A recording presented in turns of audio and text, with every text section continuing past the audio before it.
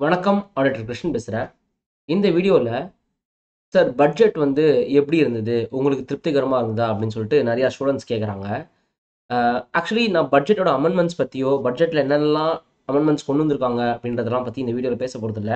அது ஆகஸ்ட் மாதம் கொஞ்சம் டீட்டெயில்டாக ஒரு வீடியோவில் பேசுகிறேன். அதில் இன்னும் நிறைய அனலைஸ் பண்ண வேண்டியிருக்குது. இந்த வீடியோவில் வந்து இந்த பட்ஜெட் திருப்திகரமாக இருந்ததா இல்லையான்றதை பற்றி பேசலான்னு இருக்கேன். இந்த பட்ஜெட் வந்து எனக்கு நிறையா ஏமாற்றத்தை கொடுத்தது அப்படின்னு சொல்லலாம். ஏன்னா நான் நிறைய எக்ஸ்பெக்ட் பண்ணியிருந்தேன் இந்த பட்ஜெட்டில்.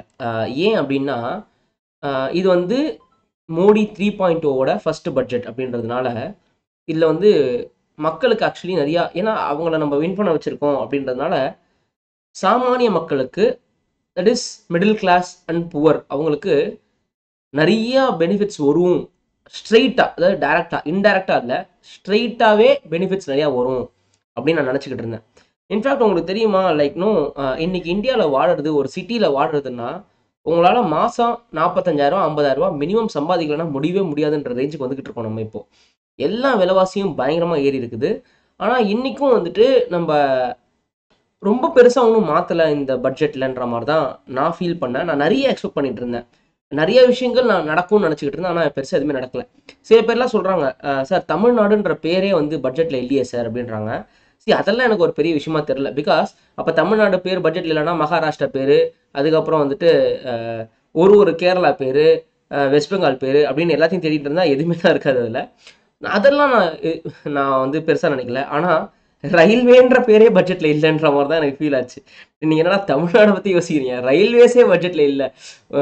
நான்லாம் வந்து சிஏ படிக்கிற காலத்துலலாம் வந்துட்டு ஃபஸ்ட்டு ரயில்வே பட்ஜெட் வரும், அதுக்கப்புறம் தான் வந்துட்டு இந்த பட்ஜெட் வரும். சரி, ஓகே, அது ஒரு ரயில்வே பட்ஜெட்டு, ஃபார்மர் பட்ஜெட்னா செப்பரேட்டாக போட தேவையில்லை, எல்லாத்தையும் இதிலே குள்ளா கொடுத்துடலாம் அப்படின்னா ஓகே, லாஜிக் இருக்குது. ஆனால் எனக்கு தெரிஞ்சு நேற்றுக்கு அதை பற்றி பெருசாக எதுவுமே பேசலை அப்படின்றது தான் நான் ஃபீல் பண்ணேன். அண்டு நான் நிறைய எக்ஸ்பெக்ட் பண்ணேன். என்ன நான் எக்ஸ்பெக்ட் பண்ணேன் அப்படின்னா, ஸ்டாண்டர்ட் டிடக்ஷன் சொல்லிட்டு ஒரு 50,000 கொடுக்குறாங்கல்ல, அதெல்லாம் இன்னும் நிறைய இன்க்ரீஸ் பண்ணுவாங்கன்ற மாதிரி நினச்சிக்கிட்டு இருந்தேன். அதுக்கப்புறம் ஸ்லாப் ரேட்ஸ் ரொம்ப நிறைய இன்க்ரீஸ் பண்ணுவாங்கன்னு நினச்சிக்கிட்டு இருந்தேன். நீங்கள் கேட்கலாம், ஸ்லாப் ரேட்லாம் இன்க்ரீஸ் ஆயிருக்கே சார்ன்னு. ஸ்லாப் ரேட்டையும் ரிபேட்டையும் வச்சு அனலைஸ் பண்ணிட்டு நீங்கள் பார்த்தீங்கன்னா அந்த ஸ்லாப் ரேட் இன்க்ரீஸ் பண்ணுறதுல பெருசாக பிரோஜனமே இல்லைன்ற மாதிரி தான் உங்களுக்கு ஒரு ஃபீல் இருக்கும். ஸோ என்னை பொறுத்த வரைக்கும் மிஞ்சி போனால் 5,000 டிஃப்ரென்ஸ் வரும், அவ்வளோதான். அதுக்கு மேலே தான் எதுவும் டிஃப்ரென்ஸ் வராது. அதே மாதிரி சர்சார்ஜ்லாம் கொஞ்சம் குறைப்பாங்கன்னு நினச்சிக்கிட்டு இருந்தேன். ரொம்ப அதிகமாக சம்பாதிக்கிறவங்களுக்கு சர்சார்ஜை பயங்கரமாக இன்க்ரீஸ் பண்ணுவாங்கன்னு நினச்சிக்கிட்டு இருந்தேன். ஓல்டு ரெஜிமில் கண்டினியூ ஆகுன்றவங்களுக்கு ஏடிசியில் கொஞ்சம் பெனிஃபிட்ஸ் எக்ஸ்ட்ரா தருவாங்கன்ற மாதிரி நினச்சிக்கிட்டு இருந்தேன். எதுவுமே நடக்கல. அந்த 1,50,000ன்றது எப்பயோ போட்ட 1,50,000, அது இன்றைக்கும் 1,50,000 இருக்குது அந்த ஏடிசி. 80D இன்க்ரீஸ் பண்ணுவாங்கன்னு நினச்சேன், அதுவும் இன்க்ரீஸ் பண்ணவே இல்லை. பிகாஸ் இப்போ உங்களுக்கு ஹாஸ்பிட்டலுக்கு போனால் எவ்வளோ செலவாகுதுன்னு உங்களுக்கு தெரியும். உங்களுக்கு ஒரு ஆளை அட்மிட் பண்ணி, ஒரு நல்ல ஹாஸ்பிட்டலில் ஆளை அட்மிட் பண்ணி வெளில எடுத்தோன்னா மினிமம் 20 லட்சம் பில் வந்துடுது கொஞ்சம் வயசானவங்களுக்கு. நான் சொல்கிறது ஒரு 60-65K. ஸோ அதனால் அந்த 80D பெனிஃபிட்ஸ்லாம் இன்னும் அதிகமாக இன்க்ரீஸ் பண்ணுவாங்கன்னு நினச்சேன், அது நடக்கலை. கேபிட்டல் கெயின்ஸ் வந்துட்டு 1 லட்ச ரூபா இருக்குது, அந்த exemption equity capital gains long டேர்முக்குலாம்.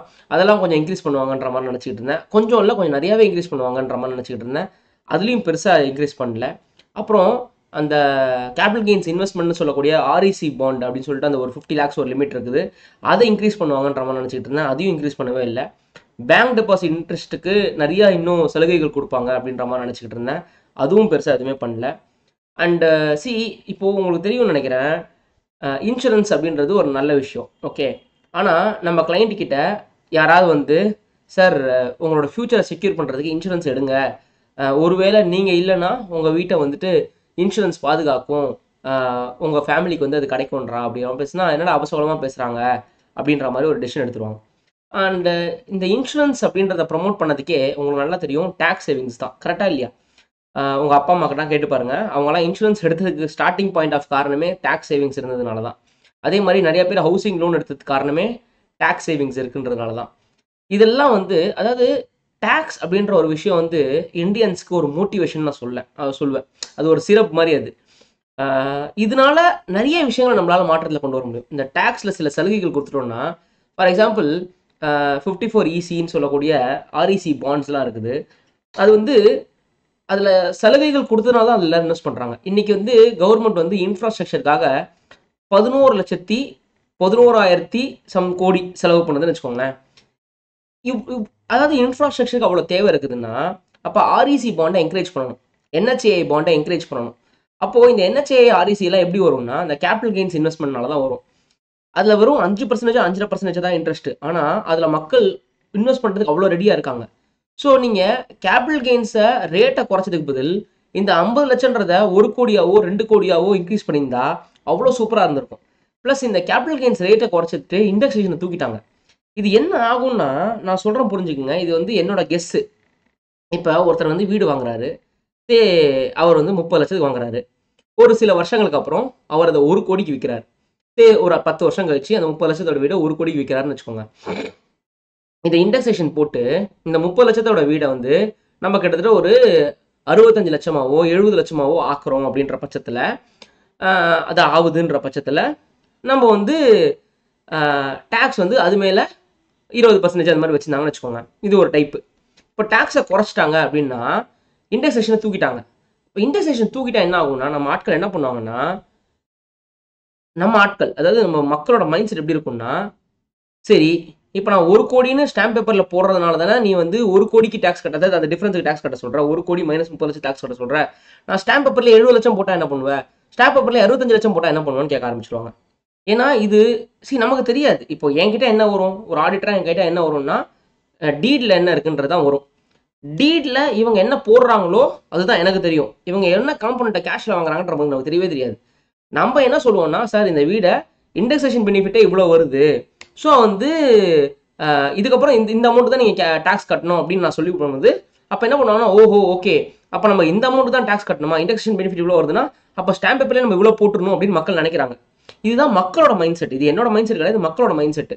அப்போது இன்னைக்கு வந்து ரேட்டை குறைச்சிட்டு இண்டெக்ஸேஷனை தூக்கிட்டா இவங்க ரேட்டை குறைச்சதையும் அட்வான்டேஜாக எடுத்துப்பாங்க. இண்டெக்ஸேஷன் தூக்கினதுனால இதையும் அந்த சேல் ப்ரைஸையும் கம்மியாக போட்டுருவாங்க அப்படின்னு எனக்கு தோணுது. அப்போ இதனால என்ன நடக்கும்னா, கேஷ் காம்பனண்ட் அதிகமாக டீல் ஆகிடுமோ அப்படின்னு மனசில் பயமாக இருக்குது. இதுக்காக கஷ்டப்பட்டாங்க, இவங்க இவ்வளோ கஷ்டப்பட்டாங்க, டிமானிட்டேஷன் அது இதுன்னு பண்ணி இதுக்காக இவ்வளோ கஷ்டப்பட்டாங்க, திருப்பி பேக் டு ஸ்கொயர் ஒன் வந்துருமோ அப்படின்னு பயப்படுறேன் நான். இன்றைக்கே பார்த்தீங்கன்னா நிறைய பேர் ஃபேர் மார்க்கெட் வேல்யூன்னு ஒன்று வைக்கிறாங்க, அதுக்கப்புறம் பர்ச்சேஸ் ப்ரைஸ் ஒன்று வைக்கிறாங்க. ஃபேர் மார்க்கெட் வேல்யூ பார்த்தீங்கன்னா அதுக்கு நம்ம ஸ்டாம்ப் டியூட்டி கட்டிடலாம், ஆனால் கொடுக்குற அமௌண்ட் வந்து கம்மியாக கொடுக்குறன்ற மாதிரி ஏதோ டீல் போடுறாங்க. விதவிதமாக இருக்குது இன்றைக்கி ரியல் எஸ்டேட் டீல்ஸ்லாம் பார்த்தீங்கன்னா. அதாவது ஸ்டாம்ப் டியூட்டிக்கு ஒரு வேல்யூ எடுத்துக்கிறாங்க, ஆனால் கன்சிடரேஷனுக்கு டீடில் போடுறதுக்கு அந்த வேல்யூ எடுத்துக்க மாட்டாங்க. இந்த மாதிரி விதவிதமாக இருக்குது. இதோட இம்ப்ளிகேஷன்ஸ்லாம் ரொம்ப பயங்கரமாக இருக்குது. அதாவது எதுக்கு சொல்கிறேன்னா, கேஷ் காம்பனண்ட் திருப்பி பழையபடி ஆக ஆரம்பிச்சிருச்சு அப்படின்னு எனக்கு பயமாக இருந்துச்சு. இந்த பட்ஜெட்டில் எனக்கு தெரிஞ்சு இந்த ஆங்கிள் அவங்க யோசிச்சாங்களா அப்படின்னு எனக்கு டவுட்டாக இருக்குது. இந்த மாதிரி நிறைய குட்டி குட்டி விஷயம்.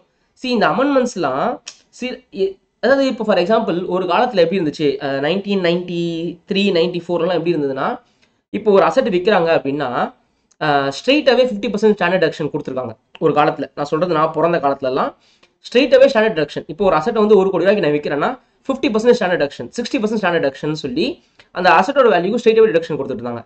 மன்மோகன் சிங் எக்கனாமிஸ்ட், அந்த மன்மோகன் சிங் நம்ம பிரைம் மினிஸ்டராக இருந்தாலும், அவர் ஒரு காலத்தில் ஃபினான்ஸ் மினிஸ்டராக இருந்தாலும், அப்போ வந்து அவர் என்ன பண்ணியிருந்தாருன்னா, இப்படி கொடுக்க தேவையில்ல, நம்ம வந்து காஸ்ட் ஆஃப் இன்ஃப்ளேஷன் இண்டெக்ஸ்னு கொண்டு வந்து இன்ஃப்ளேஷன் மாதிரி வச்சு கொடுக்கலாம். பிகாஸ் நீங்கள் வந்து 1 கோடி ரூபா ஒரு விற்கிறீங்கன்னு வச்சுக்கோங்களேன், 1 கோடி ரூபாய்க்கு ஒரு அசட்டை விற்கிறீங்கன்னா அது நீங்கள் எவ்வளோ வருஷம் ஹோல்டு பண்ணாலும் உங்களுக்கு அந்த 50% தான் உங்களுக்கு டிடக்ஷன் கிடைக்கும். அந்த ஹோல்டிங் பீரியடுக்கு தகுந்த மாதிரி, அதாவது அந்த இன்ஃப்ளேஷனுக்கு தான் அதை அட்ஜஸ்ட் பண்ணுறாங்க, அதுக்கு தகுந்த மாதிரி கொடுக்கணும் அப்படின்றத அவர் ஆசைப்பட்டார். அது மாதிரி லாஜிக்கலாக கொண்டு வந்தாங்க ஒரு அமெண்ட்மெண்ட்டையுமே. இவர் என்ன பண்ணாருன்னா, சரி okay cost of inflation index கொண்டு வரலாம், ஏன்னா ஹோல்டிங் பீரியட் ஏற ஏற உனக்கு இன்ஃப்ளேஷனுக்கும் அந்த இது வரணுன்றத மாதிரி வச்சு கொடுத்துருந்தாங்க.